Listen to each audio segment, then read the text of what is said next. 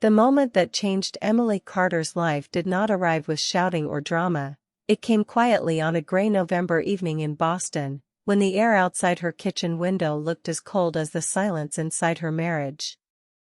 Emily had been married to Daniel Brooks for 7 years, and in the early days he used to come home with stories, laughter, and plans for the future, but somewhere along the way his long hours at the finance firm had grown longer, his smiles shorter, and their conversations thinner, until most nights ended with him scrolling on his phone while she washed dishes alone. She did not hate him, and she did not want to leave him, she simply felt unseen, like a shadow moving through a house that once felt warm. That evening Daniel texted to say he would be late again, and Emily stared at the message longer than she should have, her chest tight with disappointment she no longer knew how to express without sounding ungrateful. She had just set the table for 2 when the doorbell rang, and standing there in a tailored coat was Margaret Brooks, her mother-in-law, elegant and composed as always, her sharp eyes missing nothing. Margaret had raised Daniel alone after losing her husband years ago, and she carried both strength and quiet sadness in the way she spoke, as if she understood loneliness better than most. She stepped inside with a gentle smile, saying she was in the neighborhood and thought she would check in, but as soon as she looked at Emily's face she seemed to sense that something deeper was wrong.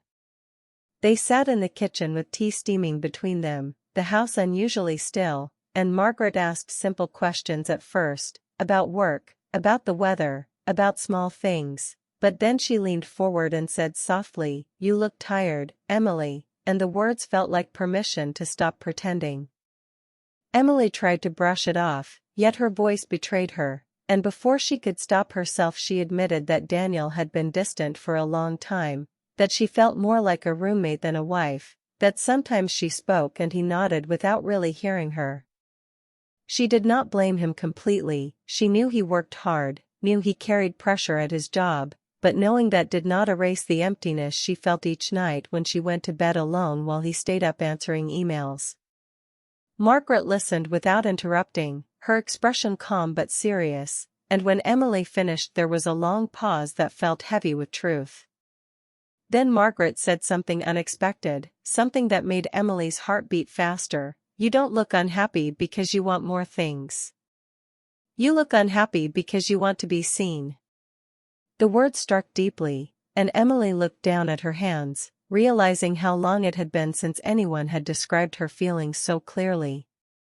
Margaret took a slow breath and then made the offer that would change everything. She told Emily about her small lake house in Vermont, a quiet place near the water where she sometimes went to think, and she suggested that Emily go there for a while, alone, to clear her mind.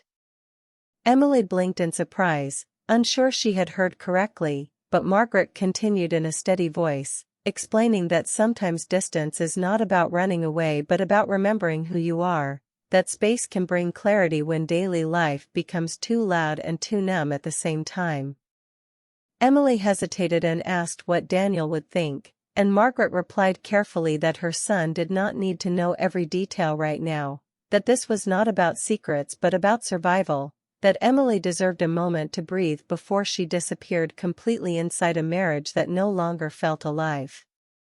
The suggestion felt both comforting and dangerous. It was not a request to end the marriage, not even close, yet it opened a door Emily had been afraid to touch. She loved Daniel, or at least she loved the version of him she had married, but she could not deny that she felt lonely beside him, and loneliness inside marriage felt heavier than being alone. Margaret's voice softened as she added that Daniel had always buried his fears in work, that when he felt insecure he withdrew instead of reaching out, and that perhaps this break would wake him up to what he was losing. Emily did not want to believe her marriage needed a wake-up call, yet deep inside she knew something had to change. The house felt different after that conversation, as if the walls themselves were waiting for her decision. When Daniel finally came home late that night, tired and distracted, he kissed her cheek and asked about dinner without noticing the storm of thoughts in her mind, and Emily watched him move through the kitchen with familiar ease while feeling strangely distant, as if she were already halfway gone. She almost told him about Margaret's visit, almost asked him if he still felt close to her, but the words stuck in her throat because she feared another polite answer, another promise to try harder that would fade by morning. Instead, she nodded, cleaned up quietly, and went to bed early, staring at the ceiling while the idea of the lake house replayed again and again in her thoughts. It was not escape she wanted, it was clarity. It was the chance to hear her own heart without the noise of routine. The next morning she called Margaret and asked practical questions about the house, about keys and heating and how long she could stay, and with each answer the possibility became more real. She told Daniel that she was thinking of helping his mother organize some old files and spend a few days with her, and he agreed quickly, distracted by a conference call, barely looking up as he said it might be good for her to get out of the city for a bit. His easy approval hurt more than anger would have, because it showed how little he sensed the depth of her struggle. By the end of the week Emily packed a small suitcase, folding sweaters and jeans with careful hands, her heart racing not with excitement but with uncertainty, aware that she was stepping into something unknown. As she closed the front door behind her and headed toward the train station, she did not feel like a woman running from her husband, she felt like someone searching for herself. Yet even as she traveled north toward the quiet lake and the cold Vermont air, a small voice inside her whispered that distance can change people in ways they do not expect, and Emily had no idea that this simple offer, made gently over tea by a concerned mother-in-law, was about to open a path that would test her loyalty, her heart, and her understanding of love itself. The lake house in Vermont stood quiet beside a wide gray stretch of water, surrounded by tall pine trees that moved gently in the cold wind, and the moment Emily Carter stepped inside with her suitcase, she felt something shift in her chest, as if the noise she had carried for years had suddenly lowered. The air smelled like wood and winter, clean and sharp, and for the first time in a long while she was not waiting for Daniel's car to pull into the driveway or for a late-night text saying he would be home after midnight. Margaret had left the place ready for her, with fresh sheets on the bed and a short note on the kitchen counter that read, "Breathe, think, and be honest with yourself." Emily read the note twice before placing it carefully in her bag, unsure why such simple words felt so powerful. The first morning she woke early, wrapped herself in a sweater, and stepped outside to the dock, watching the still water reflect the pale sky, and she realized she had forgotten how silence could feel peaceful instead of heavy. She made coffee slowly, without rushing, without checking the clock, and spent the afternoon unpacking books she had once loved but had not touched in years because life in Boston always felt busy and loud. Daniel called that evening, his voice casual, asking how his mother was and whether the house needed repairs, and Emily answered calmly, choosing her words carefully, telling him she was fine and that Margaret was doing well, leaving out the deeper truth that she was there too. Find herself, and when the call ended she felt a mix of relief and guilt settle inside her. Days passed with simple routines, long walks along the shore, quiet dinners by the window, journaling thoughts she had been afraid to say aloud, and with each sunrise she felt clearer, yet also more aware of how empty her marriage had become. One afternoon, needing a break from her own thoughts, she walked into the small town nearby, a place with one main street, a diner, a hardware store, and a cozy bookstore with warm lights glowing behind large windows. She stepped inside mostly to escape the cold, but the smell of paper and coffee drew her deeper, and behind the counter stood a man in his late 30s with kind eyes and an easy smile, arranging a stack of novels. He looked up and greeted her in a warm voice, introducing himself as Ryan Mitchell, the owner of the shop, and Emily felt an unexpected comfort in the way he spoke, simple and open, without rush. They talked at first about books, about which stories stayed with you long after you finished them, and Emily surprised herself by laughing when he made a quiet joke about how fiction sometimes feels more honest than real life. She bought a novel she had once meant to read and left, but the conversation lingered in her mind longer than she expected. The next day she returned, telling herself she needed another book, though deep down she knew she wanted another conversation, and Ryan seemed just as pleased to see her, asking about her stay in town, about Boston, about what had brought her there in winter. Emily kept her answers light at first, saying she needed a break from the city, but something about the calm in his voice made her feel safe enough to share more, and slowly she admitted that she was married but feeling lost, that she was trying to understand what she truly wanted before making any big decisions. Ryan listened carefully, not judging, not pushing, simply nodding with an understanding that felt rare, and after a pause he shared that he had gone through a divorce 2 years earlier, that he had loved deeply but had grown apart from his wife in ways neither of them noticed until it was too late. There was no bitterness in his tone, only honesty, and Emily felt seen in a way that both comforted and frightened her.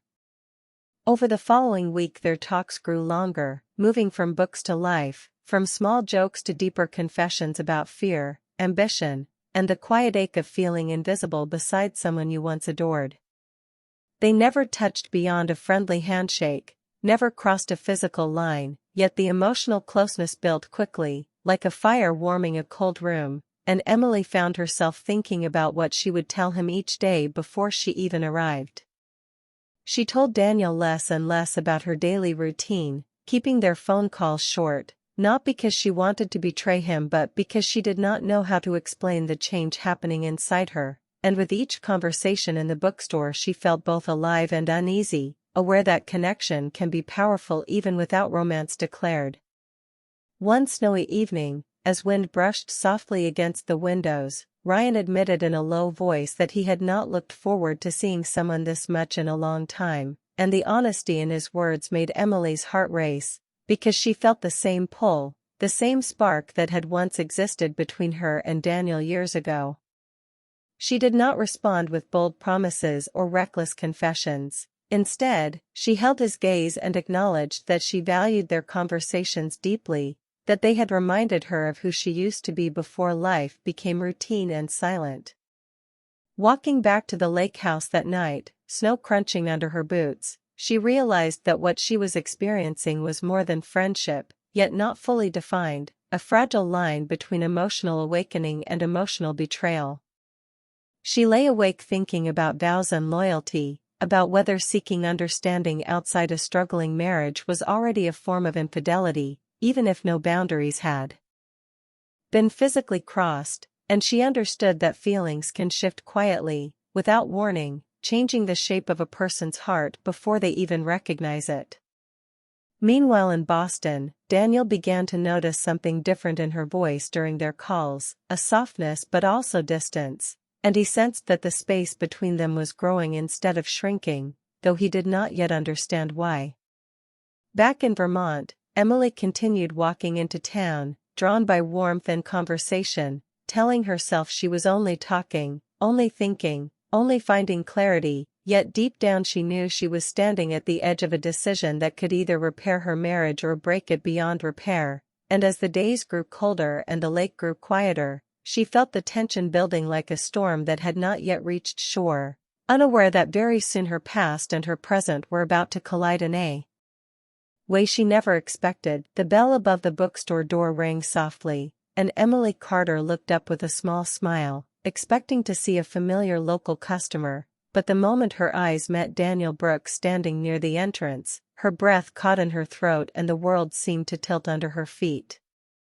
Snow clung to his dark coat, his hair slightly damp from the cold, and his expression was not angry but stunned, like a man who had followed a quiet fear all the way to its source and finally found it standing in front of him. Ryan Mitchell, who had been speaking to Emily about a novel she held in her hands, noticed the sudden change in her face and turned to see the tension in the room, instantly understanding that this was not an ordinary visit. Daniel's gaze moved slowly from Emily to Ryan and back again, his jaw tightening not with rage but with realization, and in that heavy silence years of unspoken distance seemed to gather between husband and wife. "I thought you were helping my mother," Daniel said, his voice steady but edged with hurt, and Emily felt the weight of her half-truth press against her chest because she had never intended to lie, yet she had not told the full story either. She stepped closer, trying to keep her voice calm, explaining that Margaret had encouraged her to come, that she needed time to think, that she had felt lost for a long time, and Daniel's confusion deepened as he processed her words, realizing that the visit he believed was simple had become something much more serious. Ryan quietly stepped back behind the counter, giving them space without disappearing completely, his presence respectful and restrained, aware that he had entered a fragile chapter of someone else's marriage. Outside, snow fell in soft waves, but inside the bookstore the air felt thick and hard to breathe, and Daniel finally asked the question that had been forming in his mind during the long drive from Boston, "Who is he to you?" The words were not shouted, yet they carried the fear of a man who sensed he had been absent for too long. Emily did not rush to answer because she wanted to choose honesty over comfort, and after a deep breath she said that Ryan was a friend, someone she had met in town, someone who listened when she spoke, someone who made her feel heard again, and Daniel's eyes reflected both pain and regret as he absorbed the truth behind her calm tone. He did not accuse her of betrayal, but the hurt was clear because he understood that emotional distance can wound just as deeply as any physical mistake. They left the bookstore together without further words, walking side by side through the quiet street, the crunch of snow under their boots the only sound between them, and when they reached the lake house Daniel paused before stepping inside, as if crossing the threshold meant facing more than he was ready for. Once indoors, the warmth of the small living room wrapped around them, yet the tension remained sharp, and Emily realized there was no way forward without complete honesty. She told him about the loneliness she had felt for years, about nights spent waiting for conversations that never came, about how she had started to doubt her own importance in his life, and Daniel listened without interrupting, his shoulders slowly lowering as the truth settled in. He admitted that he had buried himself in work after missing a major promotion 2 years earlier, that he had felt ashamed and insecure, and instead of sharing that vulnerability with her he had chosen silence, believing that success would fix everything. "I thought if I worked harder, provided more, you would be proud," he said quietly, and Emily felt tears rise because she had never wanted more money or status, she had wanted presence, connection, warmth. When he finally asked if she had feelings for Ryan, the question hung in the air like fragile glass, and Emily answered carefully, saying she had felt understood, that she had enjoyed the conversations, that something inside her had awakened, but she had not crossed physical boundaries and had not planned to betray him. Daniel closed his eyes briefly, processing not just the mention of another man but the deeper meaning behind her confession, and instead of exploding in anger he asked a question that surprised even himself, "Do you still want this marriage?" The simplicity of the question cut through everything, and Emily realized that the answer mattered more than any explanation about Ryan. She looked around the small room, at the bag she had packed in confusion, at the note from Margaret resting on the counter, and she saw clearly that this moment was not about choosing between two men but about choosing whether to fight for a relationship that had slowly faded. She told Daniel she did not want to escape, she wanted change, real change, where both of them spoke honestly instead of hiding behind routine and pride. Daniel admitted he had sensed her slipping away even before she left for Vermont, that her laughter had grown rare and her eyes distant, and he had been afraid to confront it because he feared confirming his own failure as a husband. The conversation moved quickly, raw and unfiltered, years of quiet frustration finally released in one long evening, and though the topic of Ryan remained painful, it also served as a mirror showing Daniel what neglect can create. There were no dramatic accusations, no harsh insults, only two adults facing the fragile truth that love cannot survive on autopilot. As night deepened outside and the snow continued to fall, they sat close but not touching, both aware that trust had been shaken even if not completely broken, and Emily realized that the emotional connection she had formed in town was not about romance alone but about feeling alive, something she had not felt at home for a long time. Daniel understood that if he wanted to save their marriage, he would have to become present again, not just physically but emotionally, and for the first time in years he looked at her with full attention, asking about her fears, her dreams, her disappointments, and actually listening to the answers.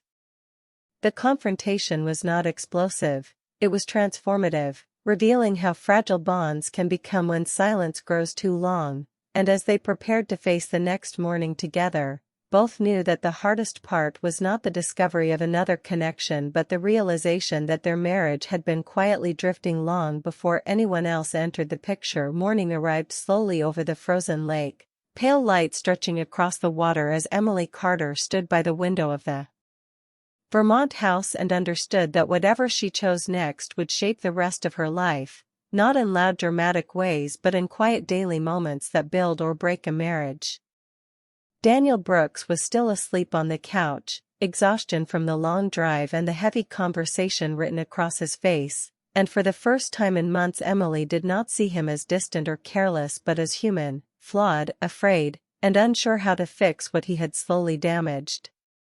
She stepped outside into the cold air to think, her boots pressing into fresh snow, and her mind moved quickly between two truths: the comfort she had found in talking to Ryan Mitchell and the history she shared with Daniel, years of shared apartments, inside jokes, late-night pizza, and promises made under summer skies. She knew she could not leave Vermont without closing one door clearly before opening another. So later that morning she walked into town with steady steps, her heart calm but heavy, and when she entered the bookstore Ryan looked up with a quiet understanding already in his eyes, as if he sensed the ending before she spoke a single word. She told him Daniel had come, that everything was out in the open now, that no lies remained between her and her husband, and Ryan listened without bitterness, nodding slowly, because he respected honesty more than impulse. Emily admitted that what she had felt with him was real, that their conversations had reminded her of who she was before loneliness shaped her days, but she also understood that connection formed in escape can blur judgment, and she did not want to build a future on unfinished endings. Ryan smiled gently, though sadness rested behind it, and said that sometimes people meet not to replace someone else but to awaken something sleeping inside them, and Emily felt gratitude instead of guilt, because he had never pushed her to cross lines or make reckless promises. There was no dramatic goodbye, no tears that shook the room, only a long meaningful look that carried respect and understanding, and when she left the bookstore she felt a quiet closure settle inside her, not because the feeling had disappeared but because she had chosen clarity over confusion.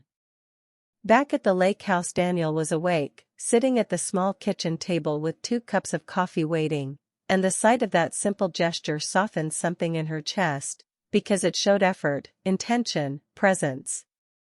They sat across from each other and spoke again, not about blame but about rebuilding, and Daniel admitted he had been afraid of failing, afraid of not being enough, and instead of sharing that fear he had hidden behind work, believing success would prove his worth, never realizing that his silence was creating distance.